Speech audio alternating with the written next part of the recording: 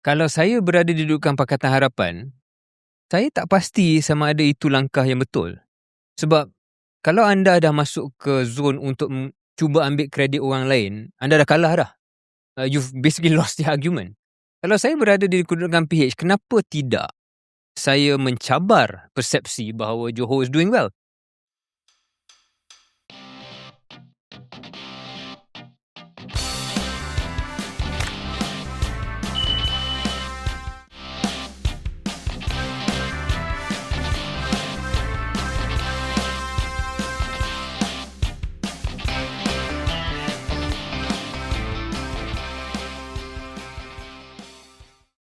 Assalamualaikum, selamat datang ke episod 204 Keluar Sekejap bersama saya Syaril Hamdan. Dan saya KJ.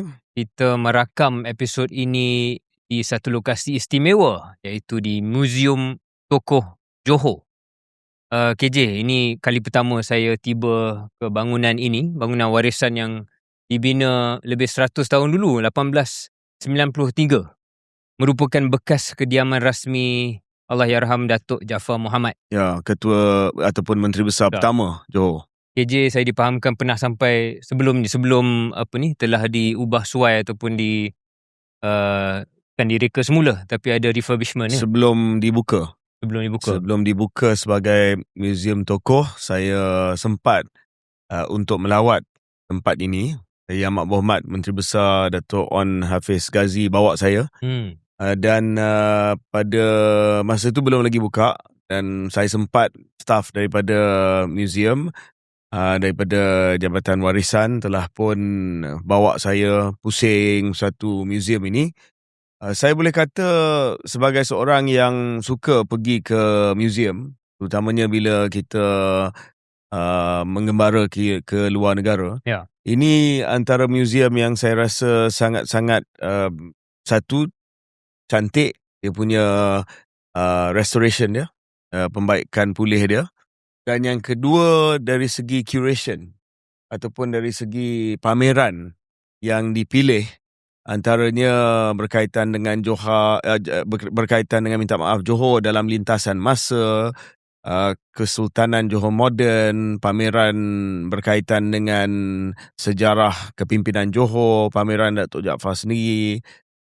Banyak benda yang dipamerkan di muzium tokoh ini, yang menceritakan bukan hanya individu tetapi institusi-institusi penting di negeri Johor. Contoh institusi Kesultanan Johor itu sendiri. Saya dipahamkan ada pameran piala-piala JDT juga. Jadi institusi bola sepak pun ada juga. Yang sinonim dengan negeri Johor ni. Saya belum sempat melalui ataupun melihat semua pameran-pameran yang ada, tetapi sekali imbas dalam kita datang ke lokasi rakaman ni, saya juga sangat-sangat tertarik lah. Sama macam KJ, kita memang mat museum kot, kita memang suka pergi museum bila kita mengembara ke luar negara. Tapi dalam negara Malaysia ni, museum kita pernah pergi dan kita juga kunjungi. Cuma saya setuju yang ini mungkin sangat-sangat istimewa lah berbanding dengan museum-museum lain yang tak perlu kita sebut namanya.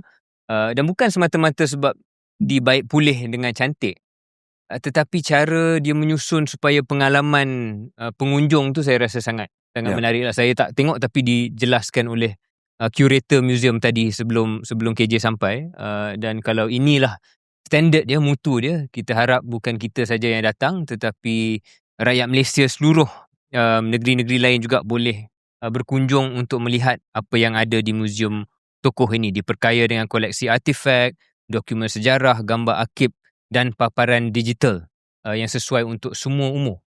Ada ruang kanak-kanak juga yang interaktif supaya mereka dapat satu pengalaman yang lebih menyeronokkan apabila membelajar sejarah di sini. Ada kafe di sini juga. Tak pasti Syaril sempat. Saya kat bawah tadi. Okey, kafe dia okey.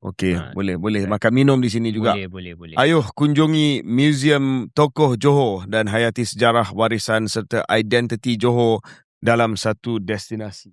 Tak pasti kita berada di Johor ni, Syaril, sebab saja.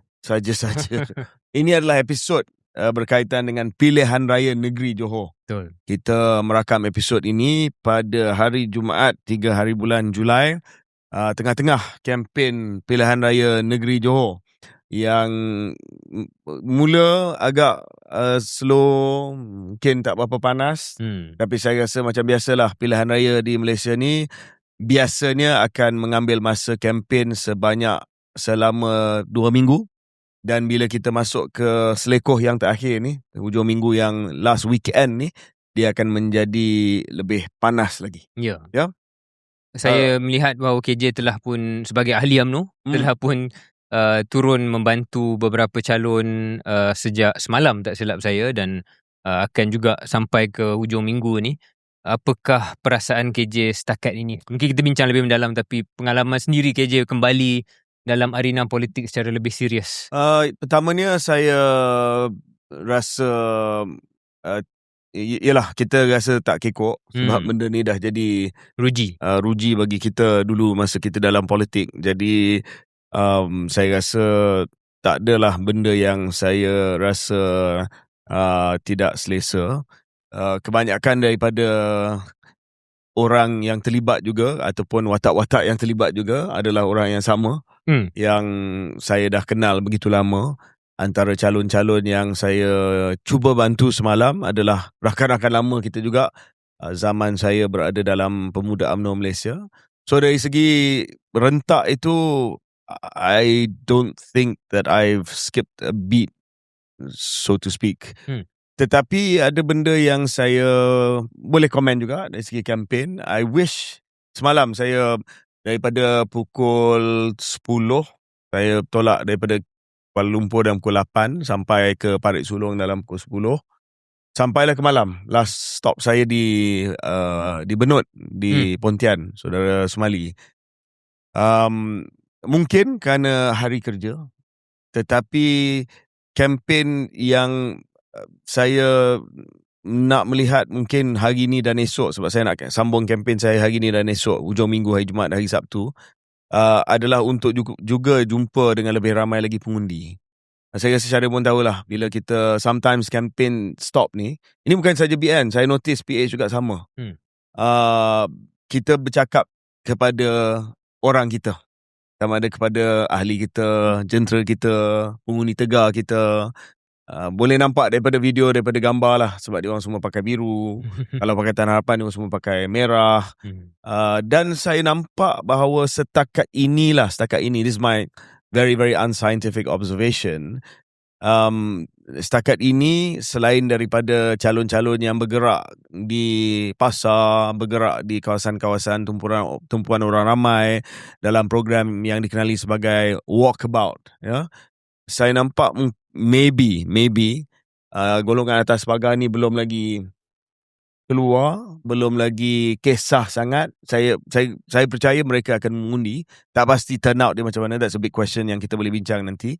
Tetapi macam biasalah, people have their lives, and I think yang betul-betul invested in politics ni minoriti kecil lah saja yang ikut, yang tahu yang akan, so and so akan ada di bilik gerakan ini, so and so akan ada di kedai makan ni. Tetapi for most people, they just carry on their lives. It's day to day, working day, 9 to 5. Tetapi mungkin hujung minggu ni, weekend ni, kita akan nampak lah yang atas pagar ni dia akan buat some assessment, penilaian. Okey, dah tinggal seminggu lagi, adakah saya nak undi? Dan kalau saya nak undi siapa? Saya pun merasakan bahawa dalam banyak hal, gaya kempen di Malaysia ni kurang berevolusi. Kempen fizikal lah, kempen digital memang ada evolusi, tapi kempen fizikal dia tak kira mana parti pun, terutamanya parti yang tradisi, agak terikat lah dengan beberapa expectation yang tak boleh lari. Baik dalam pilihan raya negeri, pilihan raya kecil maupun pilihan raya umum, di mana satu tempoh awal itu sangat-sangat perlu didedikasikan kepada kempen bersama dengan jentera. Dan macam mana kita cuba jelaskan pun, kalau dulu waktu saya dalam politik, saya cuba jelaskan dengan terhormat bahawasanya penting untuk calon, walau sama ada saya sebagai calon ataupun lebih umum lagi bila orang lain calon. Waktu saya pegang jawatan dalam parti, ketua penerangan dan sebagainya, untuk cuba memujuk jentera supaya mengizinkan calon lebih banyak berinteraksi dengan pengundi bukan ahli yang takkan pakai baju parti dan sebagainya. Sangat susah. Sangat susah. Dan kita nak push sangat pun tak boleh sebab kita kena hormat lah. Mungkin itu expectation jentera. Dan satu ayat yang selalu checkmate bagi saya ialah jentera pun pengundi. Jentera pun pengundi. Kita mungkin fikir anda sudah ahli, jadi sudah tentu anda patutnya mengundi parti. Tapi rasanya mungkin kita tak boleh ambil andaian itulah, suka tak suka. Kalau kita tak layan jentera, ada kemungkinan jentera tak bergerak dan jentera tak mengundi.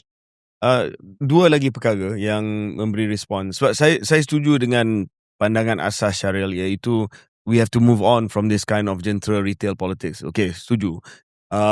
Pushback yang Syaril sendiri cakap adalah kalau kita tak buat itu, jentera sendiri akan tidak bergerak. Itu masalah. Sebab sebenarnya yang jumpa dengan pengundi biasa ni adalah jentera. Sebab mereka beroperasi 24 jam, 7 hari seminggu. Kalau calon tak pergi, dia akan pergi. Especially wanita. Syaril tahulah kekuatan wanita. Bukan hanya wanita Barisan Nasional, tapi increasingly all wanitas. Muslimat, wanita PH pun sama juga. Dia yang akan pergi rumah ke rumah ni.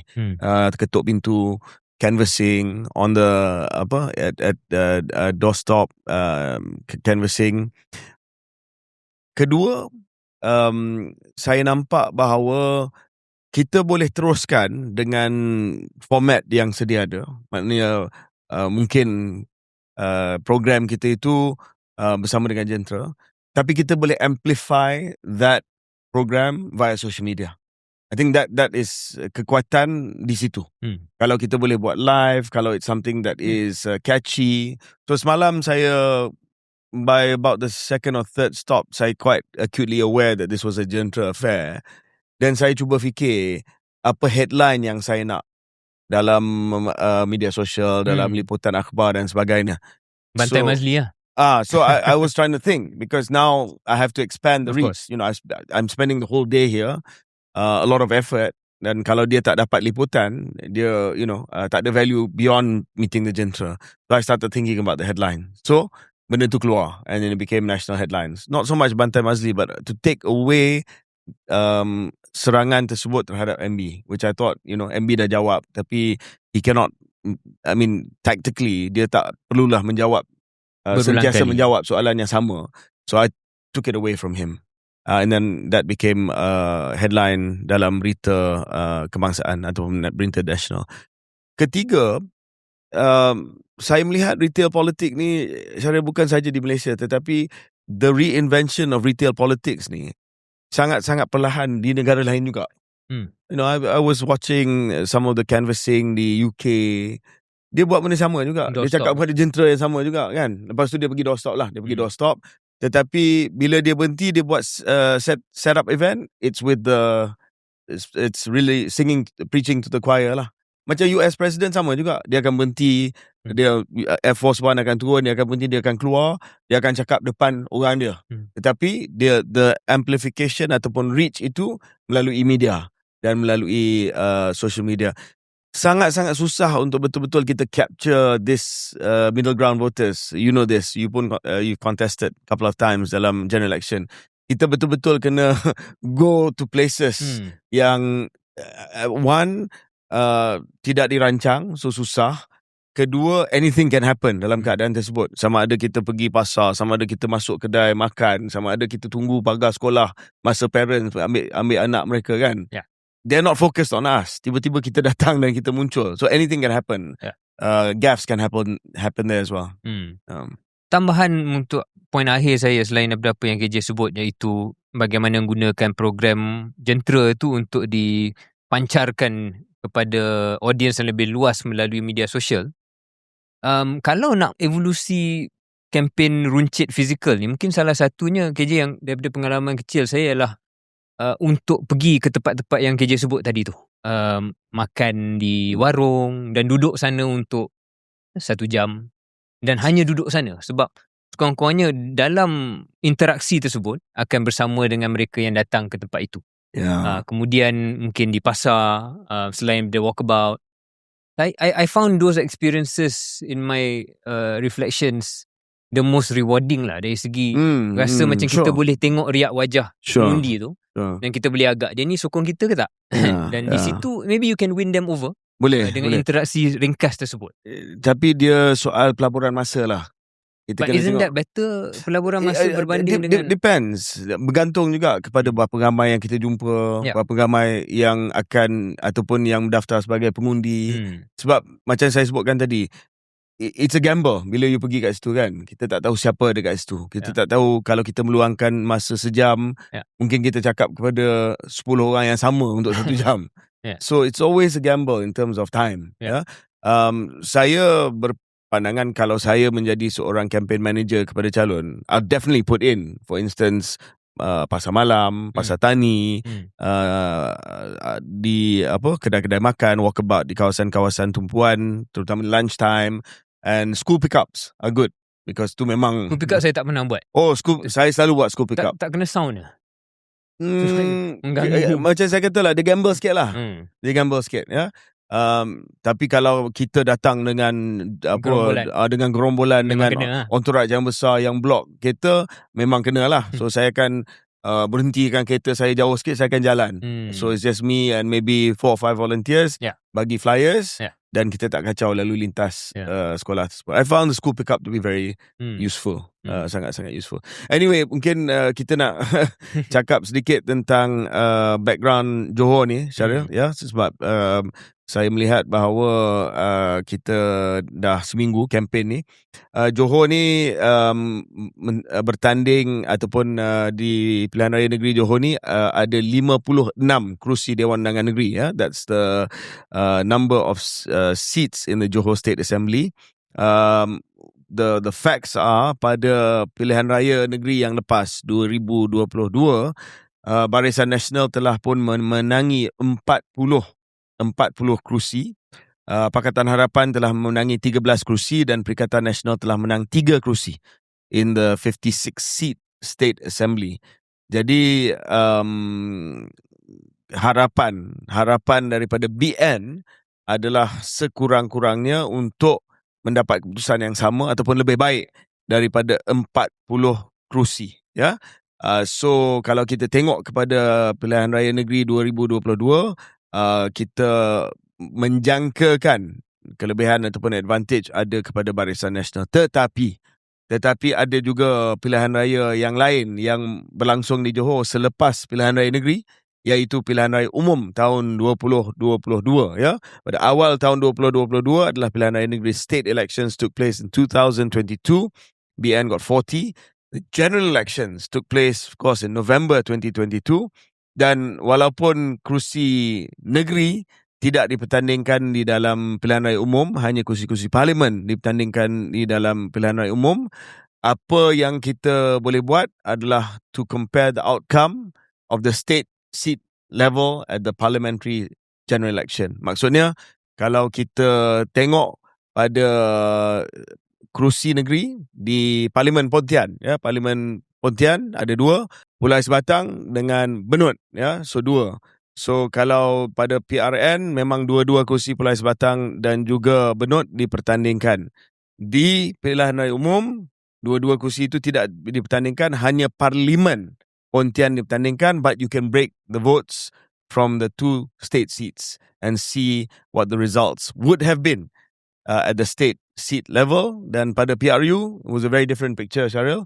18 Barisan Nasional, equivalent of 18 state seats, 31 Pakatan Harapan dan 7 Perikatan Nasional. So itu yang menjadi backdrop kepada Pilihan Raya Negeri kali ini. Untuk 56 kawasan ni Barisan Nasional bertanding semua. Pakatan Harapan bertanding semua. Perikatan Nasional bertanding 33. PAS 11, Bersatu 16, MIPP, The Indian Component 5 dan Pejuang 1. Muda yang sebelum ini ada 1 kursi akan bertanding di 4 kawasan. Parti Sosialis, kalau tak silap saya, 1 calon, dan parti terbaru iaitu Parti Bersama yang dipimpin oleh Datuk Seri Rafizi dan juga saudara Nik Nazmi, 15 calon. So that's the breakdown of PRN Johor. Selain daripada breakdown itu, saya nak tambah satu lagi data dan statistik yang saya rasa menjadi benda paling penting mungkin kalau KJ setuju, iaitu turnout. Segala-galanya saya rasa akan bergantung kepada turnout. Kerana kalau kita lihat PRN 2022 sebelum PRU 2022, yang mana BN menang besar 40 kursi itu, turnout dia adalah 54.9%, kurang 55. Dan yang paling utama sebenarnya bukan hanya angka 54.9%, tetapi kadar keluar pengundi Cina estimated dia hanyalah 43%. So bila BN menggunakan baseline 40 kerusi itu, sebenarnya dia kena ingat bahawa ia disebabkan salah satu faktor besarnya ialah golongan segmen yang biasanya tak undi BN, iaitu pengundi Cina, 43% saja yang keluar berbanding average 54.9.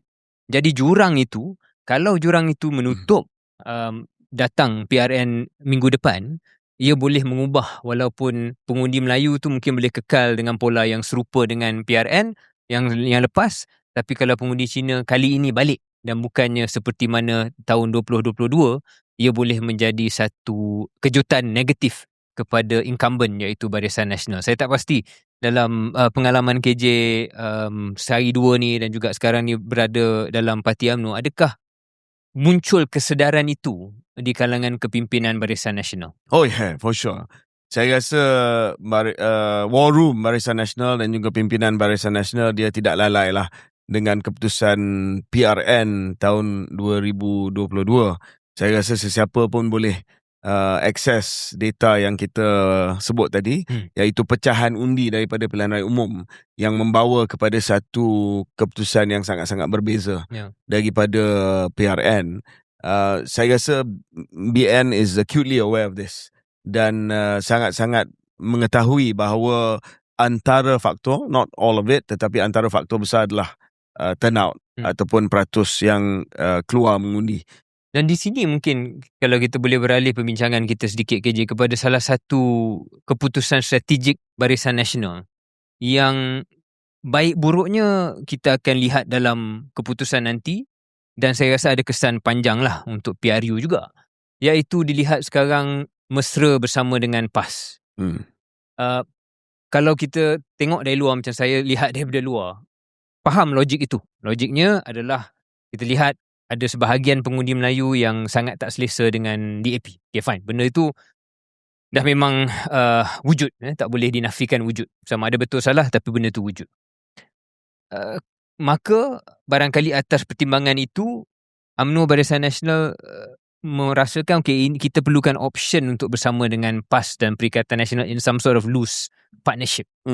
Tapi macam saya bagi bayangan beberapa minggu lepas waktu kita bincang benda ni KJ, saya rasa benda tu dia tak datang hanya dengan upside lah, dia datang dengan downside juga. Sebab dalam satu senario, Barisan Nasional sebenarnya ada peluang untuk meningkatkan undi bukan Melayu dia disebabkan kekecewaan mereka, pengundi bukan Melayu ni, terhadap Pakatan Harapan. And it seemed like there was a way ataupun there was a world where you really cultivate that support lah. Tapi BN mengambil nampaknya keputusan yang berbeza, kembali kepada asas ataupun undi rujinya, undi Melayu, dan dengan pilihan bersama dengan PAS tu, dilihat bersama dengan PAS ni, kekhawatiran kalau saya berada dalam BN Johor ialah angka 43% yang pengundi Cina keluar tahun 2022 tu, adakah dengan bersama dengan PAS you will incentivize untuk mereka lebih mudah Pakatan Harapan pujuk pengundi asas mereka, pengundi Cina, untuk kali ni you must come out, sebab kalau anda tak keluar, ini yang akan berlaku satu pakatan politik Melayu yang untuk sebahagian pengundi Cina pun dimomokkan sebagai benda yang negatif. Ya, ini satu keputusan strategik yang agak rumit bagi Barisan Nasional. Nanti kita akan bincang satu benda yang terkait dengan dilema ini, iaitu strategi untuk cuba mendapat sokongan daripada pengundi PAS, tapi pada masa yang sama kekal bersama dengan Pakatan Harapan dalam kerajaan persekutuan. It's a related point, not entirely your point, but it's a related point. Apa yang saya nak sebutkan di sini adalah Barisan Nasional sekarang ni adalah dalam keadaan, kalau dalam falsafah dia panggil dialektik. Dia memegang two truths that are opposing at the same time. a thesis and antithesis and cuba synthesize both of that. That's the most charitable way of putting it lah. That's an uncharitable word. That's another uncharitable. So that's my way of putting it as somebody from BN as dialectic. Dialektik ni dalam falsafah kita pegang dua kepercayaan yang bercanggah pada masa yang sama. I love that guy, but I hate him as well. Something like that lah. But that's because saya sebutkan tadi, Barisan Nasional holds all the optionality. Dan it's how it balances those two competing truths in a way that can create an upside on both. Both dapat sokongan Melayu yang meningkat dan juga dapat sokongan bukan Melayu meningkat, if that is at all possible. Ya, saya melihat sekarang ni Barisan Nasional cuba untuk mendapat upside on both, and I'll tell you why I think it's a very risky strategy. Tetapi kalau strategi ini jadi, dia akan membawa kepada, sebab Kian Meng dia ada buat 3 scenario. I don't know if you read the... So his first scenario is of course the pro-BN scenario lah, yang akan melihat sokongan Melayu terhadap Barisan Nasional meningkat 15%, sokongan Cina kepada Barisan Nasional meningkat 30%, dan sokongan India kepada Barisan Nasional meningkat 40%. And of course, based on that assumption, pada andaian tersebut, dia buat calculation dia. Dan dalam scenario pro-BN ini, BN stands to win up to more than 50 seats. That's the best case scenario lah. Worst case scenario, BN hanya menang 21 kursi saja. Sebab Kian Meng dia ada buat 3 scenario. So, his best case scenario assumes that the strategy of courting both works. Syahril has mentioned tadi adalah ini membawa risiko. Sebab daripada ia memberi keuntungan, apa yang kita kejar pun tak dapat, iaitu peningkatan undi Melayu, ataupun peningkatan undi Cina pun tak dapat, apa yang kita kendong, iaitu undi Melayu pun kita berciciran nanti. So that's the risk that we have, yeah. But I think kalau kita pergi kepada the granular details, ada beberapa kawasan pertama yang tidak ditandingi oleh Perikatan Nasional. So that's a straight fight antara Barisan Nasional dengan PH. Untuk straight fight tersebut, 1, 2, 3, 4, 5, 6, 7, 8, 9, 10 kawasan Melayu dan 13 kawasan bukan Melayu. Straight fight antara Barisan Nasional dan PH. Kita nak supaya undi Melayu itu solid kepada calon Barisan Nasional, sama ada daripada UMNO, MCA, ataupun MIC. So we want to shore up these 23 seats. Kita nak maximize kemenangan kita di 23 kursi ini untuk memastikan bahawa undi Melayu tidak tercicir di kawasan tersebut. Kedua adalah kawasan di mana Bersatu bertanding dan bukan kawasan di mana PAS bertanding. So PAS dia bertanding di 11 kursi, Bersatu di 16 kursi.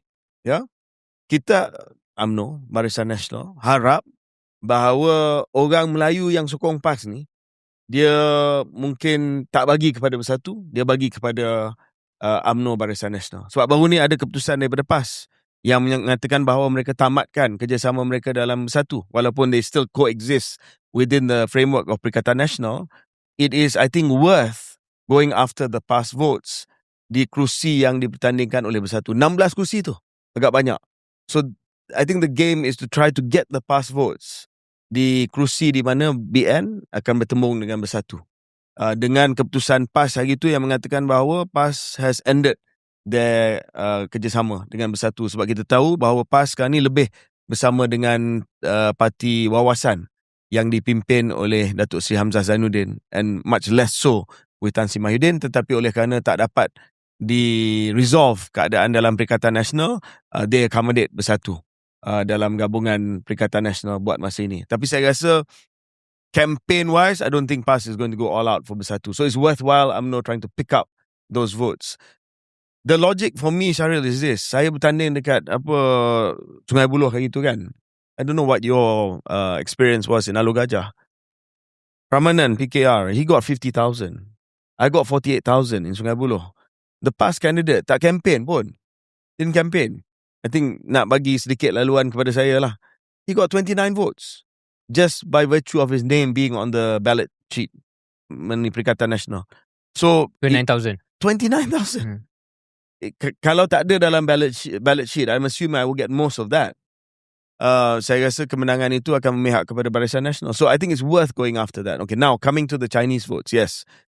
Kebimbangannya adalah satu, orang Cina sama ada dia tidak akan menyokong BN sebab dia takut akan dapat PAS, ataupun dia akan galvanize lagi. We better vote for PH. That is itulah risiko yang kita perlu ambil, sama ada that is what they think, that message that they want to send in this time around. Tetapi that sits together with two different views in the Chinese community right now, Syaril. Yang pandangan saya adalah di kalangan masyarakat Cina ada dua competing truths as well. I don't really not comfortable with PAS, and I'm scared kalau saya undi Barisan Nasional saya akan dapat PAS.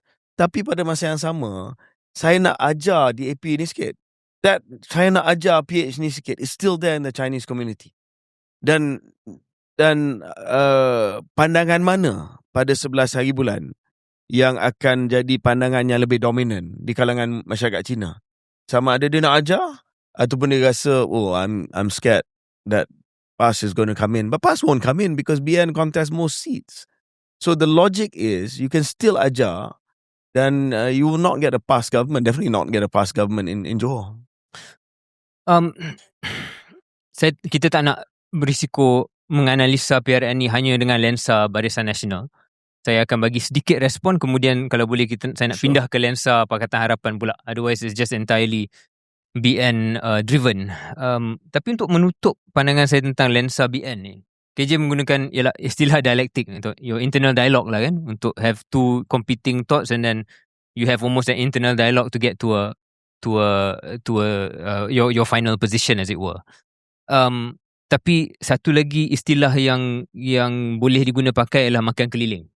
Dan kalau pengundi mula merasakan bahawa BN ini hanya nak untung diri sendiri, makan keliling, kalau dah keluar ayat tu, saya ada dengar sikit lah, maka itu menjadi sebahagian risiko dia. Itu satu, bagaimana mengurus supaya persepsi negatif itu tak muncul. Apa yang KJ sebut tadi, saya rasa logik tu jelas. Menang undi Melayu tu yang solid, disebabkan disebabkan dinamika yang telah dijelaskan KJ tu, faham? Dan minimize the loss of potential loss lah daripada pengundi bukan Melayu. Risiko dialektik ataupun makan keliling ni, macam mana kita lihat perspektif berbeza, ialah kenyataan-kenyataan daripada pimpinan ada risiko untuk bercanggah. So this is where it's difficult to sustain this dialectic, as it were, right? Sebab dalam satu sudut nak menjaga keharmonian di kerajaan pusat, Presiden UMNO Datuk Seri Zahid akan sebut, kita masih lagi kerjasama so ada keluar message tu. Kemudian MB Johor, saya tak boleh duduk dengan DAP. So, ayat tu pun keluar juga. Dalam masa yang sama, ada pimpinan PAS yang datang ke Majlis Barisan Nasional, dilihat menyokong. Tapi disebabkan PN juga bercanggah dan calon-calon PAS, ada 11 calon PAS yang berlawan dengan calon-calon UMNO dan Barisan Nasional, akan ada juga kempen negatif daripada kedua-dua belah pihak. Bila pengundi melihat mesej-mesej bercanggah dari kalangan pimpinan parti mereka sendiri ataupun parti itu sendiri, ada risikolah yang mereka sampai ke rumusan bahawa ini tak ada pendirian, mereka hanya akan cakap apa saja untuk dapat undi. So that's one point against lah this tactic. Saya nak beralih kepada, kalau pakai lensa Pakatan Harapan, sebab Pakatan Harapan akan melihat benda ni. Dan dua perkara yang saya lihat PH akan cuba buat. Satu ialah menggunakan kelebihan jentera Kerajaan Persekutuan, yang mungkin kita boleh kupas lebih panjang, sebab saya dengar daripada teman-teman lama daripada dalam UMNO, antara perkara yang membuatkan mereka sekuatir sikit adalah kempen yang datang disebabkan ada pengaruh daripada kuasa Kerajaan Persekutuan. Takes one to know one. Takes one to know one. BN tak boleh high ground sangat sebab pernah guna dan lepas ni PH tak boleh nak high ground langsung lah, forever. You've used this card already. Sure. So don't come back to us later. Tapi dari segi effectiveness memang ada kesan lah. Memang ada kesan bila ada kempen, bila big guns daripada pusat turun dan sebagainya, ada kekhawatiran di situ. Kedua, lebih menjurus pada perbincangan kita sebelum ini ialah, kalau lihat semenjak 2 menjak ni, contohnya daripada kenyataan Setiausaha Agung DAP yang Anthony Loke, yang melihat bahawa mahu menjelaskan kepada pengundi asasnya bahawa dalam kes Datuk Seri Najib tidak, pendirian mereka jelas, iaitu hukuman telah dijatuhkan dan perlu menjalani hukuman. Benda ni sebenarnya muncul disebabkan beberapa dialog tentang Datuk Seri Najib, tapi isunya ialah dengan langkah Barisan Nasional untuk dilihat bersama dengan PAS, respon Pakatan Harapan ialah, okey, ini peluang kita untuk kembali meyakinkan pengundi asas kita, lupakan segala kegagalan ataupun perkara yang anda tak puas hati dengan reform kita sebelum ini. Sekarang ini kita boleh keluarkan balik message-message yang Puritan, yang asas, yang sebelum ni kita terpaksa mungkin diam sikit sebab nak jaga hati UMNO. Tapi respon saya kepada itu, Syaril, respon ringkas saya kepada itu, saya rasa dialektik ni, soal makan keliling ataupun dialektik ni, dia bukan hanya dipegang oleh Barisan Nasional, dipegang oleh semua pihak. Of course, ya. PH pun pegang juga. Dan saya nak address point yang saya bangkitkan tadi berkaitan dengan Anthony Loke dengan Najib. Sebab isu ni terpaksa dijelaskan oleh Anthony Loke dan juga beberapa pemimpin DAP yang cuba bangkitkan balik isu Datuk Seri Najib ini, adalah sebab Marina punya isu. Marina Ibrahim, dulu ahli Dewan Undangan Negeri DAP kawasan Skudai, dia meletup jadi isu nasional. Dia sebut bahawa antara sebab dia berhenti menjadi adun, dia tidak setuju untuk dicalonkan semula, bukan sangat sebab dia dipindah ke kawasan lain, adalah kerana dia diberitahu oleh seorang pemimpin kanan DAP that we have to accept dan kita terima bahawa Datuk Seri Najib akan diampunkan selepas ini. So dialektik itu dipegang oleh DAP sendiri. Di mana Marina sendiri kata internally DAP pun dah setuju dengan benda ni ataupun dah terima benda ni sebab nak kekal dalam kerajaan bersama dengan Barisan Nasional. Tetapi oleh kerana nampak ada opening, Anthony Loke cakap benda yang lain pula sebab dia nampak macam BN akan pergi terhadap PAS. So what I'm trying to say is that istilah makan keliling ni bukan istilah yang baik, tetapi semua parti akan cuba maximize dia punya reach, dan cuba bercakap kepada audience yang berbeza dengan message yang berbeza. It's quite typical of politics. Cuma saya nampak dengan perkara ini, Pakatan Harapan akan cuba menunjukkan bahawa dia kembali kepada asas. This is the window where you're giving back, you're giving back the ground to them. Sama ada cukup masa untuk mereka convince pengundi asas mereka bahawa they have repented ataupun dia dah kembali pada prinsip lama lah. Dan kembali, saya bagi contoh yang satu lagi, Syaril. This is a question of maybe bad timing, I don't know. Sama ada you ada quarrel ke tidak dengan Azam Baki, satu hal lah. Tetapi kita tahu bahawa Azam Baki ni adalah figura yang menjadi sasaran Pakatan Harapan dan the base of DAP. You setuju, right? That he's antara, yalah, dulu dia ada tangkap Azam Baki. In the same day that Anthony Loke cuba cakap yang kita nak kembali kepada parti yang memperjuangkan soal integriti, tata kelola dan sebagainya, Azam Baki was appointed as the jawatankuasa penasihat for the National Financial Crime Centre. What can you do? So apa yang dia cakap ada contoh yang boleh dipatahkan, dan dia tak boleh nak cakap apa. Dia boleh cakap lah, ini lantikan Perdana Menteri, ini dapat berkenan daripada Yang Tuan Agong, but they're also boxed in. Yeah. No, I think itulah yang saya rasa PH akan cuba buat lah. Dia akan cuba buat, dan respon KJ ialah mereka juga mempunyai dalam balance sheet dia pun dia ada liability dia. Ada banyak liability dia yang dia tak boleh claim kesucian. Saya cuma menyebut bahawa dengan langkah-langkah yang sedang dilakukan oleh BN, PH tiba-tiba ada peluang kecil untuk kembali dilihat sebagai suci. Yeah. And that, kalau saya adalah orang BN, I will feel slightly frustrated sebab there was an opening to grab some of these PH voters. Now you've let it go. Sebelum kita break, respon saya adalah, jika kita hidup dalam dunia di mana tidak ada sang kancil, mungkin itu kebimbangan. But that flank of PH has now been occupied. Okay. Small, Ya. but loud. Ya. Kita kembali Kita selepas kembali ini. lepas ni.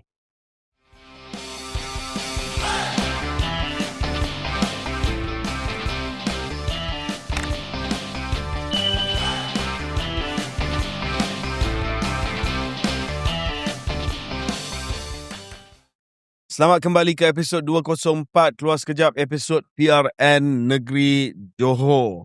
Sebelum kita meneruskan perbincangan berkaitan dengan pilihan raya Negeri Johor, sukacita saya umumkan Dah jadi menteri? dah jadi ya Dah kembali. Sukacita saya You umumkan. really didn't skip a beat. Actually didn't skip a beat. Sukacita kami umumkan bagi pihak Keluar Sekejap satu kolaborasi Syaril yang saya rasa kolaborasi agung Rumah Bangsa. Actually, it's long time coming. We've been discussing with this particular news agency for a long time. Kita melihat bahawa ada banyak sinergi antara KS dan agensi berita ini. Dan selepas perbincangan yang telah pun kita buat selama beberapa bulan, kita telah pun setuju. Belum lagi ada satu gabungan secara rasmi, tapi kita akan buat kolaborasi antara dua platform kita, iaitu antara Keluar Sekejap dan Free Malaysia Today ataupun FMT. Charles, kita mula dengan satu segmen baru dulu. Kita test the water sebelum kita bincang soal maybe even a merger or acquisition or a JV. Satu segmen baru iaitu Future Speaks. Kita KS, kita bawa platform iaitu host dan juga audience yang dah lama dipercayai, yang mempercayai kita, dan FMT akan masuk sebagai media powerhouse, salah satu portal berita paling berpengaruh di Malaysia. Ini bukan podcast yang dapat bantuan liputan, ini dua jenama besar yang digabungkan kekuatan masing-masing. Apa itu Future Speaks, KJ? Future Speaks ni cara yang kita dah bincang dengan kawan-kawan kita FMT. Kita akan buat episod khas bulanan yang menampilkan bukan K dan S tetapi pemimpin muda sebagai co-host lah. Mungkin co-host bersama dengan K, bersama dengan S, ataupun dia buat sendiri. Sebab memang niat KJ dan saya daripada awal adalah untuk, selain daripada kita punya program ni, adalah untuk pastikan kita boleh bantu mencungkil host-host tertentu, bakat-bakat tertentu. Dan setakat ni saya boleh katakan kejayaan kita terhad. Ada kejayaan, contoh Zaidil. Bukannya Zaidil lah memang dikenali, terhad. tapi dia seorang lah yang nampak kan betul-betul berjaya kita cungkil. Saya rasa ada lagi orang yang mungkin bukan berjawatan dalam parti politik, tapi ada keterampilan tertentu, ada gaya dan kepakaran, kemahiran untuk menjadi host yang tidak sama dengan pembaca berita. FMT pun saya rasa dia faham benda ni. Jadi kalau kita dah ada platform, kita dah ada audience, kita dah ada follower, kenapa tidak kita dedahkan follower itu kepada bakat-bakat tertentu yang bukan hanya K dan S cari, tapi FMT boleh cari. Sebab saya rasa FMT pun dah lama cuba buat perkara yang sama, dan mereka pun ada rangkaian mereka tertentu yang mungkin lebih luas daripada kita dalam hal tertentu. Kalau dia boleh bawa bakat-bakat ini datang ke atas platform bersama ini, kita buat liputan penuh, sama ada di Semenanjung, sama ada di Sabah dan Sarawak. Kita pastikan dia non-partisan, terbuka kepada semua pihak, dan setiap episod akan dipacu oleh KS dan juga FMT. Kalau ada sebarang komentar, ulasan, kalau host baru itu menumuduga sesiapa dan komen itu boleh jadi bahan berita, FMT akan buat liputan. Jadi ia akan membantu menaikkan reputasi bukan hanya KS tetapi reputasi host baru tersebut. Itu kita nak cakap tentang Future Speaks, pemimpin muda.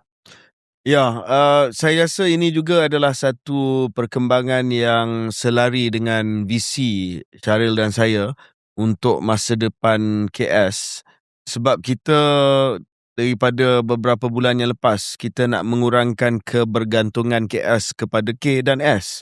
Kita nak KS ini menjadi satu platform di mana kita boleh mempersembahkan platform podcast, platform berita yang terbaik di Malaysia. Jadi dengan kerjasama dengan FMT yang mempunyai pengaruh berita yang sangat luas di Malaysia, yang mungkin pada hari ini mengatasi pengaruh agensi-agensi berita arus perdana ataupun legacy, kita rasa bahawa pentas dan kolaborasi ini boleh mengembangkan lagi platform KS yang boleh memperkenalkan dan mengenengahkan personality yang barulah. Dan yang kedua, saya pun baca komen untuk makluman pendengar dan juga penonton, ramai yang risau berkaitan dengan kedudukan saya sebab ialah saya dah masuk balik UMNO dan mungkin ramai yang kata pandangan KJ dah bias dan sebagainya. Sebab itu KS sentiasa mesti jadi satu medan ataupun satu tempat yang neutral. Kalau tidak, orang itu neutral tapi medan ini neutral. Maksudnya saya tak boleh bermonolog, ya. Saya akan ada Syaril yang sentiasa akan dialektik bersama dengan saya. Dan juga kita telah mengenal pasti Syaril beberapa bakat-bakat baru untuk Future Speaks ni yang juga ahli parti lain. Syaril ni si apa nama ni botak kita. Zaidil pun dia timbalan presiden muda, kan? Lagi senior daripada kita semua. Lagi senior daripada kita. Dan saya rasa untuk Future Speaks ni kita dah jumpa dah ahli-ahli parti lain. I think our vision is that KS is the place where everyone is represented.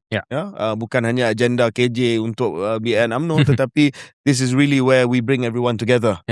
Seperti mana dialog ataupun debat, nanti kita bincanglah tentang dialog ataupun debat tersebut. Dan untuk add to KJ's point tu, lihat saja macam mana sembang kencang sahih ataupun sembang KS Zaidil tu, yang mana dia tak menyelindung kedudukan dia sebagai timbalan presiden muda. Betul. Dan ada cara yang dia ulas isu tertentu, nampak dia lebih pro kepada muda dan langsung tak ada censorship ataupun kontrol daripada K dan S. Tak pernah call dia pun. Tak pernah call. Daripada ulasan dia cari sponsor untuk dia ada. Kita tolong cari sponsor dia ada.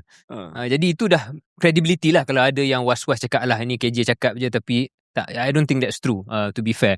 Dan kalau kita boleh buktikan lagi dalam Future Speaks ni, kita akan boleh tampilkan individu yang mungkin akan berbeza pandangan politik daripada KJ maupun daripada saya, dan ia akan menambah lagi credibility apa yang kita cuba bawa di platform KS ni. Dan cabaran kematangan politik nanti, Syaril, adalah apabila kalau saya betul-betul dah betul-betul aktif balik dalam UMNO, adalah bagaimana UMNO itu boleh terima saya sebagai pengasas KS, yang mana KS tu ada orang yang bantai dia. Betul. Bantai UMNO. Betul. That's really Tapi the next level adalah dalam KS tu bantai KJ. Yes. Yes. That's the ultimate level lah. Tapi kalau saya saya suruh Zaidil buat dulu. Kalau saya dibantai ataupun kalau saya ditegur oleh UMNO nanti, saya akan kata memang dah ada presiden dah. Datuk Jogani. Kan? Betul, FMP. Semua orang tahu dia control Menteri Prima. So actually, that's true. Nothing strange here about UMNO politician having a media vehicle. That's neutral. Correct. Alright, kita kembali ke cerita. Sebab sebelum kita pergi kepada naratif Barisan Nasional, manifesto Barisan Nasional dengan naratif PH dengan manifesto PH, kita sebut PH lah sebab PN dia tak ada manifesto kan. Tak keluar lagi. PN tak ada manifesto, belum keluar lagi. Kita nak cerita sikit tentang bersama. Tadi Syaril ada sebut bahawa PH, sebab dia nampak dia BN punya strategi adalah untuk maximize ataupun untuk meningkatkan undi Melayu. Ada peluang untuk mereka pergi balik kepada dia punya base, iaitu undi bukan Melayu dan juga undi Melayu liberal/progressive. Tetapi masalahnya bila dia cuba pergi balik kepada base dia tengah merajuk sebab apa yang berlaku dalam pemilihan parti baru-baru ni, dan ditubuhkan parti baru oleh Rafizi dan juga Nik Nazmi bernama Bersama. Dan market parti ini adalah precisely that market yang saya sebutkan tadi, yang cuba dikejar balik oleh Pakatan Harapan, iaitu market liberal, market bukan Melayu, yang sekarang ini dah mula nampak minat dengan Bersama. Do you think Bersama going to chip away at PH, at that yang core PH ni? Saya rasa itu asas penumbuhan Bersama yang itu. Pernah kita ulas beberapa minggu yang sudah.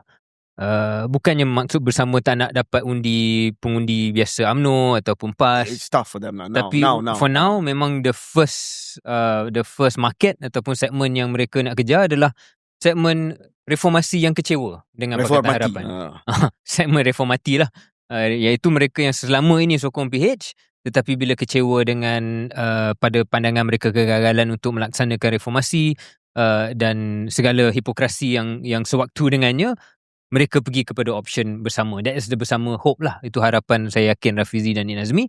Maka saya faham apa yang KJ hujahkan, iaitu okay, mungkin UMNO dan BN tak dapat market tersebut selepas dah kembali kepada asas, tapi market merajuk itu tak semestinya kembali ke PH dengan automatik boleh pergi ke bersama. Jadi kalau itu semua berlaku, then the net winner of this tactical move is UMNO. Jadi saya nampaklah apakah logik tersebut.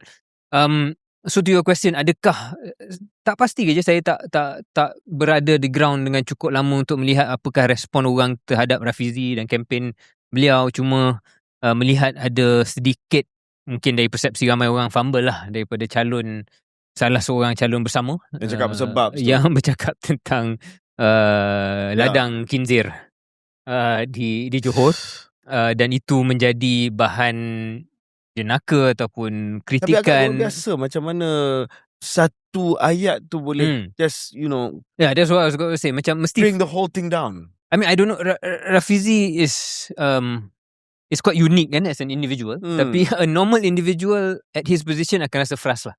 Sebab segala usaha yang dia dah buat dan Nik Nazmi dah buat untuk lancarkan parti baru, akhirnya satu ayat. Bukan tentang bagaimana mereka berprinsip ataupun inilah agenda reformasi yang sebenar mereka nak bawa, tapi jadi isu ni. So I think that must be quite frustrating. Mungkin itu akan menghadkan kadar sokongan. I'm not sure, sebab selama ini belum lagi nampak apa lagi talking point yang muncul daripada bersama ni selain daripada isu tu.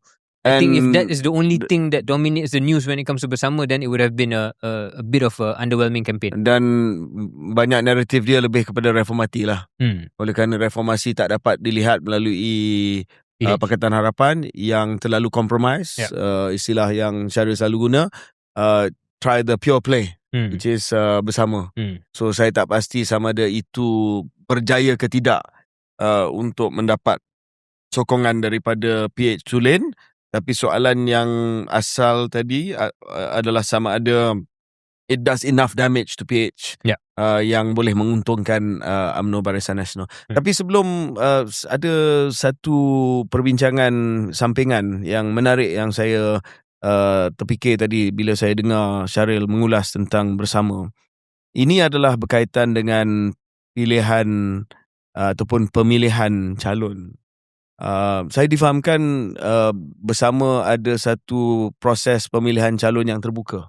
Ada boleh isi borang, boleh isi borang, hantar CV, jawab kuestionnaire panjang. Sebab apa yang disebut oleh Datuk Seri Rafizi adalah politik ini hanya akan maju apabila kita dapat orang biasa yang ada pengalaman sebagai rakyat biasa. Dan bukannya orang yang datang daripada kelas politik yang mungkin dilindung daripada realiti kehidupan biasa.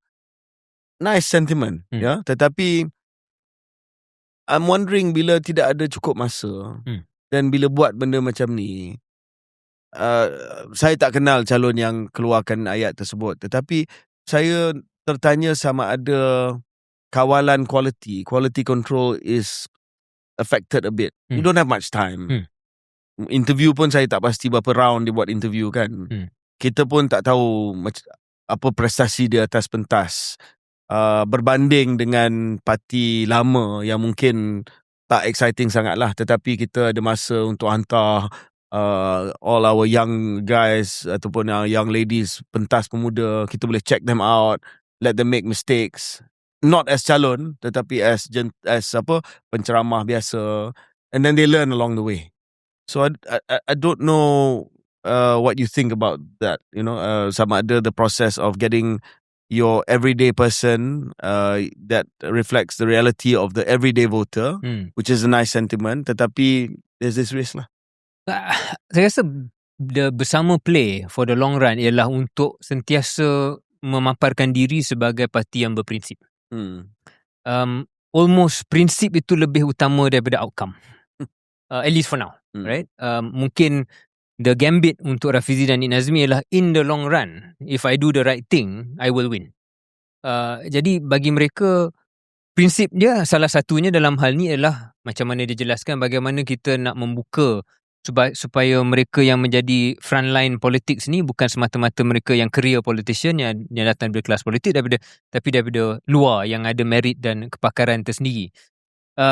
I agree with that sentiment almost wholeheartedly sebab saya rasa career politician ni akan sentiasa ada. Langsung tak ada tak boleh juga sebab memang penting dalam satu organisasi politik tu ada orang. Career politician ni maknanya daripada universiti jadi MPP, kemudian jadi pegawai khas pada menteri ataupun politician, kemudian dia jadi politician sendiri. Ada ruang untuk individu tersebut sebab mereka ada kepakaran tertentu. Tapi yang kurang adalah mereka yang datang daripada luar lah, yang ada pengalaman bekerja di tempat lain, menjadi usahawan dan sebagainya dan datang kepada politik dari luar dan mempunyai merit dari luar dulu. So I agree with that sentiment. Cuma my sort of response dia berbeza sikit daripada kerja, iaitu bukan masa untuk melatih. Tetapi jika anda bukan datang daripada kelas politik, there are some things, ada kemahiran tertentu anda tak akan ada lah. Which is for example, bagaimana mengurus jentera. Tadi kita cakap tentang jentera. Itu tak boleh dibelajar daripada buku teks.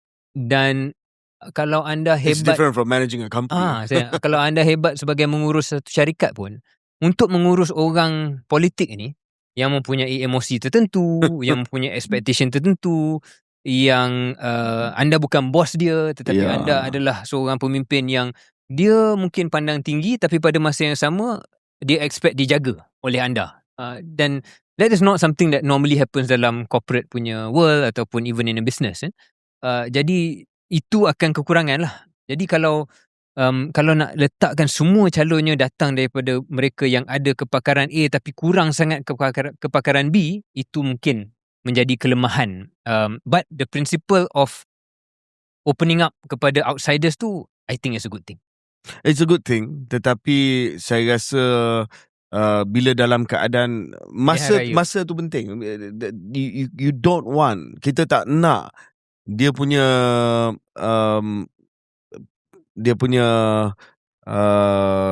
persembahan pertama tu dibuat sewaktu kempen pilihan raya. Saya setuju bahawa politik ini perlu dibuka kepada lebih ramai orang. Itu yes, that sentiment is fine. Tetapi bila kita terlalu idealistik dan kali pertama persembahan mereka adalah atas pentas waktu pilihan raya, where you nak buat course correction, pembetulan, masa tu dah tak ada. The cost is quite high lah. So I think something for bersama tu fikirkan untuk masa akan datang. Untuk masa akan datang lah. Saya rasa dia target mereka bukan untuk PRN ni sangat. So mungkin sebab itu dia rasa tak apa, we'll pay the cost and then we learn. Tetapi dalam politik ni juga kita kena fikir dan terima bahawa some mistakes, kesilapan tertentu, dia kekal. Dia ada kesan yang lama. They follow you. Dan orang akan kata ini parti X ataupun ini parti ataupun ni Menteri B contoh. Certain things will follow you. Anyway, kita tengok sejauh mana. Last soalan berkaitan dengan bersama dan juga mungkin muda lah. Sebab muda sebelum ini ada satu kursi presiden dia, Saudari Amira Puteri Wangsa. Sekarang ni dia tak bertanding sebab dia nak bertanding parlimen. So ada orang lain yang bertanding kat Puteri Wangsa. Apa pandangan Syaril berkaitan dengan what would be a good electoral outcome for Bersama and Muda? I mean, good is kalau dia menang kursi. I don't know, I mean maybe less than that. Maybe to not lose deposits. Saya rasa untuk muda kalau tak menang langsung dan kalah teruk akan mendapat persoalan besar lah. Sebab muda bukan lagi parti yang muda-muda lagi. Maknanya bukan tapi parti dulu yang dia baru. menang atas gabungan. So kita kena terima dan itu yang akan menjadi kritikan lah. Bahawa selama ini pun maknanya dia boleh jadikan bukti bahawa dia tak boleh berdiri atas kekuatan sendiri. Jadi dia akan terpaksa respon kepada kritikan itu. Sebelum ini kritikan itu hanya theoretical. Tapi bila teruji dalam pilihan raya dan kalau membawa kepada keputusan yang macam itu, then it becomes a bit of a problem dan mereka dah kena bersedia untuk menjawab kalau itu yang berlaku lah. Untuk Bersama disebabkan parti yang sangat baru, I think they can afford to Mungkin kalau tak menang kursi pun ada naratif yang boleh dibuat. Okay, kita baru belajar, kita baru bertatih dan sebagainya. Muda kalau langsung tak menang, dan kalau kalah teruk, akan ada persoalan-persoalan tentulah. Apakah relevan, adakah perlu bergabung dengan bersama, adakah perlu go back to drawing board, adakah perlu kaji. Contohnya, jenama muda itu mungkin terlalu terikat dengan Syed Saddiq, dan bila Saddiq tidak ada di lapangan secara mendepan, muda sendiri tidak ada brand value. Saya rasa sedikit bersalah untuk bercakap sekarang sebab keputusan tak keluar lagi. But this is what I would say if next week the results don't go well for muda. Okey, kita mungkin beralih pula kepada naratif pilihan raya dan juga manifesto pilihan raya. Kita dah bincang berkaitan dengan parti, kita dah bincang berkaitan dengan individu ataupun isu-isu dan juga strategi masing-masing. Kita pergi kepada naratif dan juga manifesto pilihan raya. Seperti mana yang saya sebutkan tadi, kita hanya dapat compare buat masa ini manifesto dan juga naratif daripada BN dan juga Pakatan Harapan, sebab yang lain tidak ada yang khusus untuk pilihan raya negeri Johor. Mungkin ada yang telah pun memperkenalkan beberapa cadangan untuk kawasan masing-masing, tetapi statewide manifesto itu hanya BN yang keluar minggu lepas. PH baru hari ini, seminggu selepas Barisan Nasional keluar manifesto, baru saja keluar manifesto pada hari ini. Pertamanya kita nak sebut tentang naratif Barisan Nasional, naratif dan juga naratif PH. Selepas itu kita mengupas sedikit berkaitan dengan manifesto.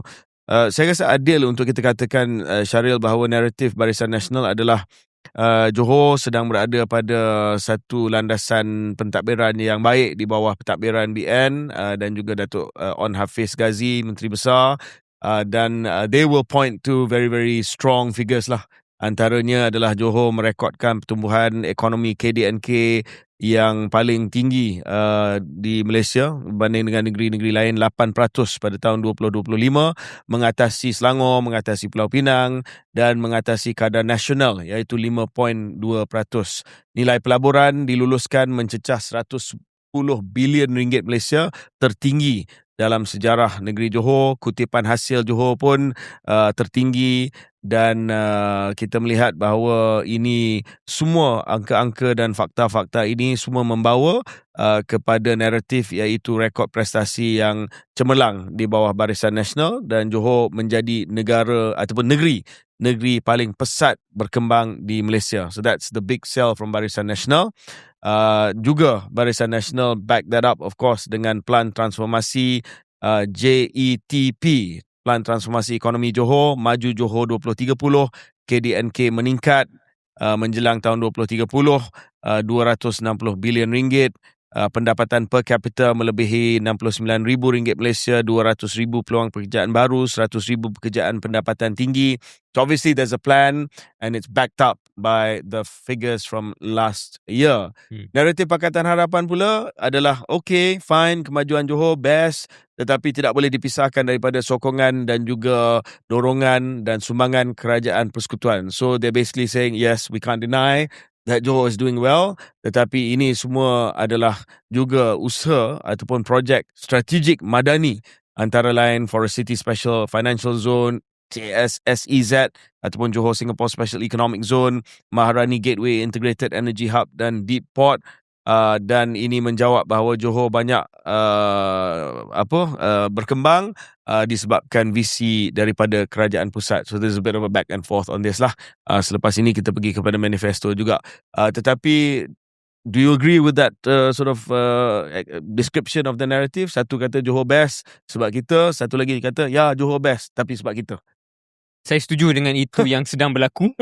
Kalau saya berada di dudukan Pakatan Harapan, saya tak pasti sama ada itu langkah yang betul. Sebab kalau anda dah masuk ke zon untuk cuba ambil kredit orang lain, anda dah kalah dah. You've basically lost the argument.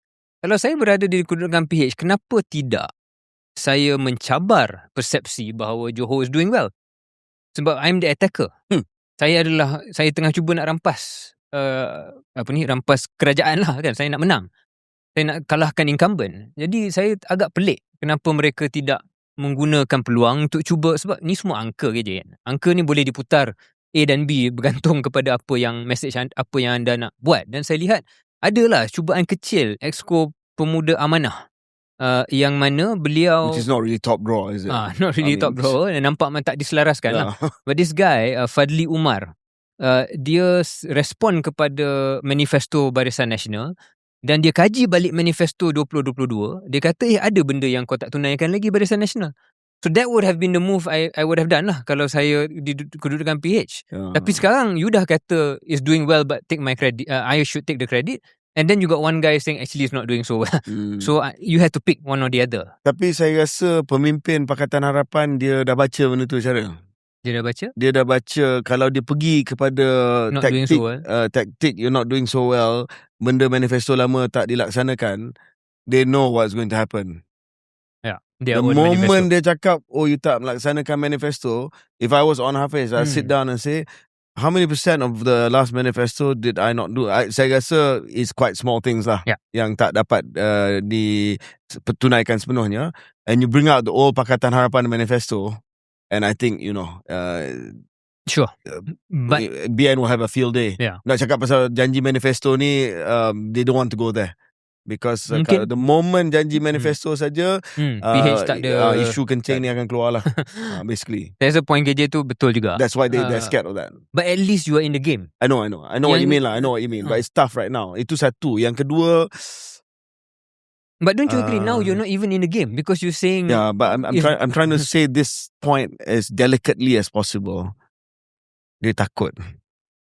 Sebab you know kalau what I mean, you kata tak bagus, bukan you kutuk MB. Yeah.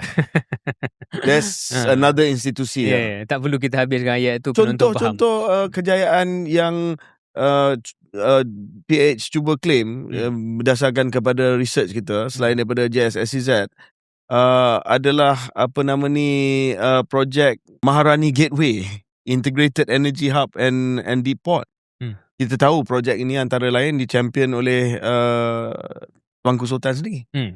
So, I think tactically PH pun dalam keadaan yang susah nak pergi attack juga. Sebab dia tahu kalau dia attack nanti, because the ownership of success di Johor ni bukan hanya kerajaan negeri, tetapi dia identified very closely also dengan the rulers dekat sini. Ya.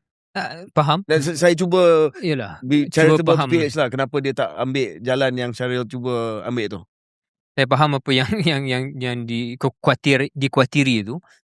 Mungkin ada cara lain lah. Mungkin boleh kata doing well tapi we can do a lot better. Benda-benda macam tu lah yang saya rasa agak lompong dalam naratif kempen PH setakat ini. Yang boleh yang kalau saya di tempat mereka akan ubah lah. So PH ada peluang tersebut melalui manifesto. So kita dah buat research dah. Sebab PH dia ambil langkah untuk tunggu Barisan Nasional. Barisan Nasional umum manifesto bila? Minggu lepas saya 66 tekad. Biasalah 66 tekad, ada 11 inisiatif utama, antaranya 200,000 peluang pekerjaan, dana pemilikan rumah, bantuan perumahan menyeluruh, deposit sewaan rumah belia, pengukuhan bantuan kasih Johor, this is the cash transfer yang Johor buat, dana pendidikan orang muda, this is for education, insentif mahasiswa anak Johor, membantu anak Johor pergi ke universiti, pengecualian bayaran lesen perniagaan, ease of doing business, this is your kerajaan tempatan punya licensing cost, pemerkasaan PMKS, grants for small businesses, dan juga program kerohanian. So bila kita melihat kepada manifesto itu, Pakatan Harapan ada seminggu untuk kembali dengan dia punya manifesto pula. Ada benda yang saya rasa baru, contohnya ada skim kesihatan Johor yang telah pun diperkenalkan. Tetapi bila kita betul-betul kaji, so we did a analysis on the two manifestos. Kita minta researcher kita dan juga kita minta LLM buat perbandingan, dan kita dapati bahawa contoh tawaran daripada Pakatan Harapan, bantuan rumah Johor, BN ada juga bantuan rumah pertama. Rumah mampu milik yang dibuat oleh Harapan, BN ada juga. Dana untuk anak muda, BN pun ada juga. Dana pendidikan orang muda. usahawan, ada juga BN. Agro makanan Johor, BN pun angkat Johor sebagai negeri yang mempromosikan keterjaminan makanan. Ada banyak benda lah yang mana nampak macam ya, of course with the caveat that I'm from BN, Syaril can correct, tetapi nampak macam ada pertindihan ataupun bahasa yang lebih kasar, ada copy and paste lah. So again, kalau nak cakap apa yang Syaril kata tadi, the tactic ataupun the strategy would have been better to distinguish yourself from BN. They didn't do it in the manifesto lah. Dia nampak macam it's either BN Manifesto Light ataupun BN Manifesto plus sikit. Dia plus minus lah. Dia tambah sikit, dia kurang sikit, tapi lebih kurang sama. Ya, saya baca sekali imbas pun nampak sama ada dia mengambil inspirasi ataupun secara kebetulan sangat-sangat dia ambil janji-janji yang biasa. Saya rasa sejujurnya kedua-dua manifesto ni dia it's not really a game changer lah. There's really nothing in both. Maybe there's a bit on AI yang saya secara peribadi nak baca sikit, tapi yang lain is kind of same. Banyak elemen ni akan ada dalam 2022 juga, yang rumah mampu milik, pekerjaan dan sebagainya. Okay, fine. So dalam keadaan itu incumbent yang kan dalam keadaan ini bila ni pengundi dia tengok benda yang lebih kurang sama, dia kata kita kekal lah dengan track record dia, sebab dia dah ada track record, dia dah ada hala tuju, dia proceed. That's the point. Itu yang saya pelik sangat dengan kempen PH ni, sebab biasanya sebelum jadi kerajaan kot, mereka sangat pandai. Adakah untuk ini reality selepas jadi kerajaan? Is this the end of the grand strategy, Syaril? Di mana manifesto mana-mana parti yang sentris ni, di mana-mana negara pun adalah this kind of sort of sensible, uninspiring, kind of boring, sensible stuff. Yeah. I mean, I suppose uninspiring maybe is too harsh, tapi sensible stuff, tetapi tidak ada benda yang radical, but sensible stuff. I think my point is slightly different. Ialah PH, unless you are Farage lah,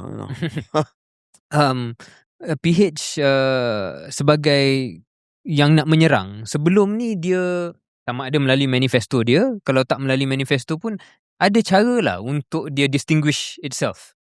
This time, this campaign, I'm just not seeing anything yang nak cuba menunjukkan kita ada benda baru yang kita akan bawa negeri ni dengan cara yang lain daripada BN. I'm really confused sebab it seems like this is a path towards tak boleh menang lah. Somehow dia kena cari jalan dalam seminggu ni untuk buat orang fikir kalau saya pilih PH, ini jalan yang berbeza. Tapi kalau selama ini ialah okay, Johor bagus tapi kredit pada Kerajaan Persekutuan, so undi PH. Manifesto pun okay, lebih kurang sama, tapi kita ada track record yang lebih baik. I don't know, saya tak tahu macam mana dia nak kata track record dia lebih baik. Tak pasti apakah hujah yang akan memujuk mereka yang atas pagar, yang tengah fikir mana satu nak pilih ni, untuk pilih Pakatan Harapan. So quite confused about the campaign so far lah. Yang saya nampak sedikit ni, selain daripada tadi awal segmen pertama kita cakap tentang the pure play towards back to the reformist punya votes, ialah tadi kita cakap tentang institusi Sultan dan Raja di Johor ni. Ada sedikit lah kot secara halus yang berjaga-jaga sangat-sangat, tapi positioning dia adalah untuk menunjukkan bahawa kita mungkin jauh sikit daripada institusi tersebut. Contohnya kenyataan daripada Tony Poa, yang walaupun tak menyebut langsung siapakah ataupun institusi apa yang dikritik, kalau saya lah, tafsiran saya, kalau salah minta maaf Tony Poa, tapi tafsiran saya adalah bila beliau mengeluarkan kenyataan, kalau ada pihak yang memfitnah saya, bolehkah saya saman? Saya tak pasti siapakah individu ataupun institusi mana yang dimaksudkan, sebab kalau orang berkuasa tu orang politik, saya rasa boleh saja saman. Kalau dia tanya persoalan tu, barangkali dia memaksudkan individu ataupun entiti lain daripada kelas politik. So there's some signaling. Ya, dalam kes tersebut, respon saya dua lah. Yang pertamanya, saya rasa dia merujuk kepada, I have to be careful, saya rasa dia merujuk kepada Sultan Selangor lah. That's quite obvious. Sebab statement daripada Istana Selangor berkaitan dengan Tony Poa.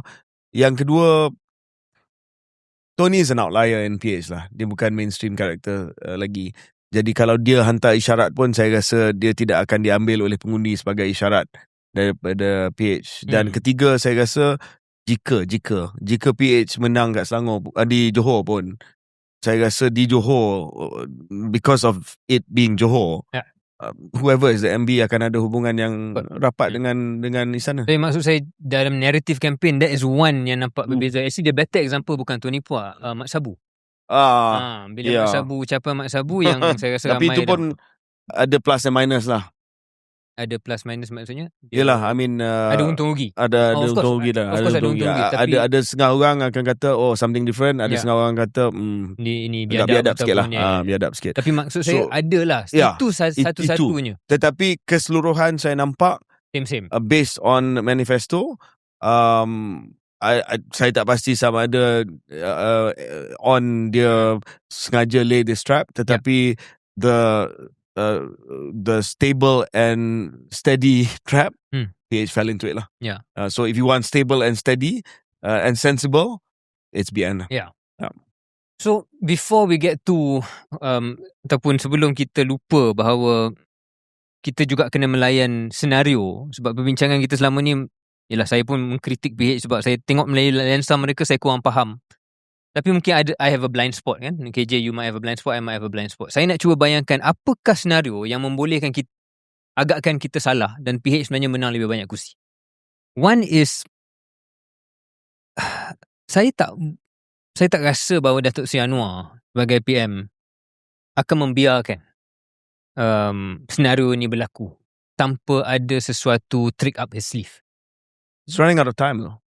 Yes. It's all been just attacking on. Tak ada excitement, tak ada usaha nak namakan Hello MB. All that kind of stuff. So saya tertanya-tanya, ada tak kempen halus yang mungkin kita tak nampak? Kempen halus ni Jentera Kerajaan. Jentera Kerajaan, JCOM. Maybe there's a digital media play in the last week yang kita tak nampak lagi. Saya dah dengar cerita certain sites being blocked. Ada. Gerakan cyber trooper yang selama ini banyak menyerang Rafizi mungkin dialihkan betul-betul dengan satu strategi yang baru. So itu question mark. Dan saya rasa bila satu pihak tu nampak macam flat je, itulah waktunya anda kena sangat berjaga-jaga kalau anda berada kedudukan BN. Kedua ialah faktor pertama, the unknown halus punya taktik. Kedua ialah, kalau minta maaf gaji saya sebut, ialah risiko penyakit UMNO ni lah, overconfident. Yeah, sure. Agree. That one. Okay, finish the point and I'll respond. Because saya ada dengar juga bunyi-bunyi di bawah bahawa kempen agak selesa, tak berapa rancak, hal-hal tertentu yang asas yang mana di kawasan tertentu dalam Johor ni penting, contohnya pemasangan bendera untuk sentimen dan juga untuk motivasi jentera. Saya dipahamkan lepas seminggu ni pun masih ada bendera yang masih dipacak. So benda-benda asas itu smells of a bit of complacency, macam dah okay. Penyelarasan antara bahagian-bahagian dan juga don-don, internal stuff lah. Internal stuff might be a little bit imperfect. So benda-benda macam itu boleh datang dengan satu keyakinan terlalu besar dan menganggap okay lah, kita dah dapat deal dengan PAS, kita dah. So that's another risiko factor mengapa boleh jadi bahawa PH menang lebih daripada kita anggap. And then lastly I guess ialah kalau maybe this is where we start talking about the debat lah. Kalau ada satu event ataupun satu benda yang boleh mengubah jalan kempen tersebut daripada nampak flat, yang flat ni lebih menguntungkan incumbent, kepada satu ketika, one moment. Dia macam bola kan, like you could be leading or you could be dominating the game, but just one moment and then your opponent wins. Jadikah apakah moment itu yang saya berkait kepada poin pertama saya, I wonder whether PMX and his team is really crafting that one moment. What is that moment? The Hurricane moment lah. The Hurricane moment. I don't know if you're watching the workout. It's crazy stuff. It's crazy stuff. I noticed you're a bit sleepy. I mean, I was watching. I was watching Portugal this morning. Crazy stuff. I mean, Croatia went ahead, and then Ronaldo scored the penalty. And then the manager took Ronaldo off. Portugal scored, then Croatia scored in the last when they was ruled offside. I mean, so this moment lah. This is talking about the moment lah, the Belgium moment. Okay, dua respond lah. Respond kepada benda pertama. Respond kepada yang point satu tu, I don't have response sebab itu perasaan dan juga gerakan halus ni I don't know, you know, it's tough to read people's hearts, especially sekarang kan. Dan sama ada PMX ataupun jentera kerajaan sedang buat sesuatu yang halus melalui melalui jentera kerajaan dan sebagainya, kita belum nampak lagi lah, tetapi ada yang kita nampak, ada usaha ke arah membuat halangan tertentu, kita dah nampak dah. Kedua, berkaitan dengan internal, I'm glad you raised this sebab saya juga mungkin sebelum saya datang semalam, saya juga berpandangan bahawa ada masalah kalau kita overconfident, leka. But after being here for this is my second day here, I think dia dah the other way around. Saya bukan nak kata BN dalam keadaan panic atau panic stations, but I think somebody or something telah pun menyala api di bawah bontot mereka. They're suddenly realizing that, you know, we're in a fight now. Yeah, we're in a fight. It's not a done deal. So saya harap urgency tersebut dah mula turun ke jentera Barisan Nasional lah. Kalau mungkin sebelum ini rasa macam, you know, we are in cruise control, it's not anymore. Dia dah pergi ke battle station dah semalam. Tiga adalah berkaitan dengan isu ni lah, the moment. Kita mungkin tamat dengan perbincangan berkaitan dengan moment yang cuba dicetuskan oleh PH. So ada cabaran debat daripada Dr. Mazli Malik to create that moment lah, to set up this moment where mungkin akan capture imajinasi orang ramai bila ada debat, dan dengan harapan calon PH akan dapat membuat prestasi yang baik compared to on. Look, you know my view on debates. Saya pun tahu Syaril punya view on debates. We've never shied away from a debate. We've debated the best of them, the best of the debaters that are around. You've done Sadiq, I've done Rafizi, you know, no issues, yeah. Tetapi dalam keadaan pilihan raya, it's tactical. It's never about whether you are brave enough or whether or not you want to do it. It's whether or not tactically you should do it. That's my view lah. I think On can handle himself in a debate, but it's whether or not he should do it. And you think he shouldn't? I don't think that he's in a position where he has to do it. I think that if he does it, it may create that moment. So kalau kita dalam keadaan where, yes, it's not a done deal yet, but we work hard towards 40 seats. And if we do the debate, it can create that moment that can upset everything. Then tactically, it's not something that I think is a wise move for On. That's my view lah. I mean, my view about debates is separate from tactical considerations. Yeah. And I think in politics, you have to be completely tactical about this. Yeah. And then this is where I'm going to be a bit biased. Semalam saya cakap sebab saya rasa On dah cukup dia jawab berkaitan dengan debat ni. So I just wanted to end it by saying that, okay, if you want to have a debate, that's fine. But it has to be with somebody, and I didn't mean this in a derogatory matter. Saya bukan nak memperkecilkan kedudukan Mazli. Saya kata same level. Not same level as in the person. Same level as in you have to be the calon menteri besar. Otherwise, there's no point in the debate. Kalau you calon biasa, tak dinamakan oleh pengurusi PH sebagai calon menteri besar, then if you debate, you can't even guarantee that you're going to do what you're going to do. Sebab you don't even have the mandate from your own party untuk menjadi calon menteri besar. So bagi saya, kalau dah that first step, you are not the calon menteri besar, whereas On is clearly the calon menteri besar for us, walaupun ini semua bergantung kepada perkenan istana dan sebagainya, then I don't even think it's worth it. Saya secara peribadi setuju dengan pandangan KJ. The only risk is they might call up the NT, call your bluff, and actually name him menteri besar candidate lah. Well, go for it. Dalam, kalau mereka buat macam tu, kalau itu hujah BN, bukan hanya hujah KJ, kalau BN mula mengambil itu sebagai alasan ataupun sebab kenapa, then suddenly they call your bluff, then On will be almost Sure. morally forced to do it. Sure. Saya juga mengambil poin umum KJ, iaitu jika anda dilihat dan anda merasakan anda di depan, then why take the risk lah. Dia macam Gareth Southgate. Tapi adakah anda Gareth Southgate ataupun Ange Postecoglou? Gareth Southgate ni kalau saya tengah leading 2-0, saya just low block, saya maintain nak menang. See it out. Kalau saya Ange Postecoglou, walaupun saya tengah leading 1-0, 2-0, saya akan serang lagi. So saya sekadar jadi nakal. Saya nak paint a scenario kenapa it might make sense to do it anyway. Because it's Mazli. Dan Mazli ni bukan seorang tokoh debat yang guarantee akan memberikan hujah I have a perfect response to this. Yang kuat, yang tersusun. Sebab dia pun ada sejarah cakap benda yang agak kelakar lah. Okay. Dan ada juga risiko. Okay.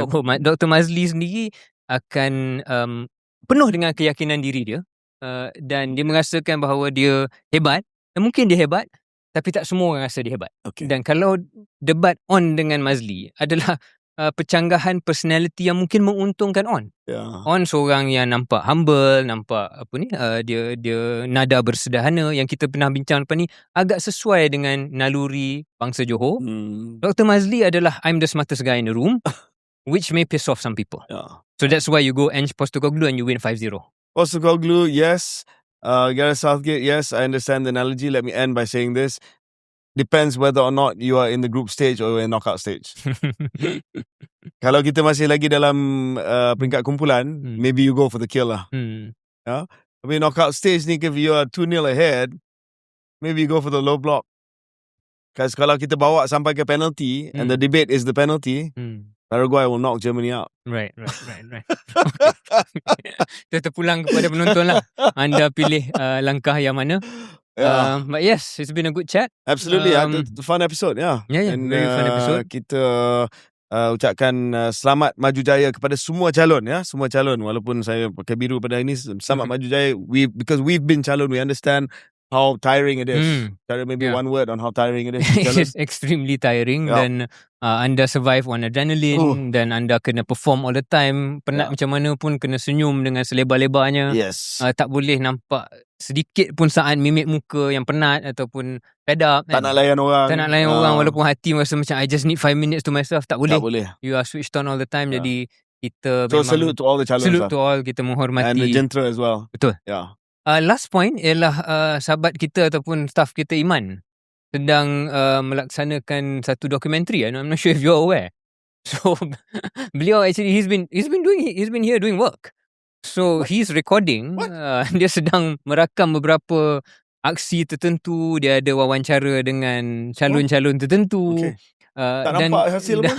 Hasilnya insyaAllah akan dipaparkan sebelum InsyaAllah sebelum PRN. Jadi dia buat dokumentari, the way I tried to do for Indonesia. Okay. Jadi yang menonton KS, insyaAllah akan keluar satu produk di mana sedikit gambaran apakah perasaan kempen ataupun suasana sepanjang 10 hari kempen ini yang akan kita siarkan dalam KS. Okay, kepada bangsa Johor, jangan lupa 11 hari bulan Julai nanti adalah hari mengundi untuk pilihan raya negeri Johor. Jangan lupa keluar mengundi untuk calon pilihan anda. Dan kedua, terima kasih kepada Museum Tokoh Johor. Kalau belum lagi melawat Museum Tokoh Johor, di rumah kediaman rasmi lama Datuk Jaafar Mohamad, Menteri Besar pertama negeri Johor, datanglah.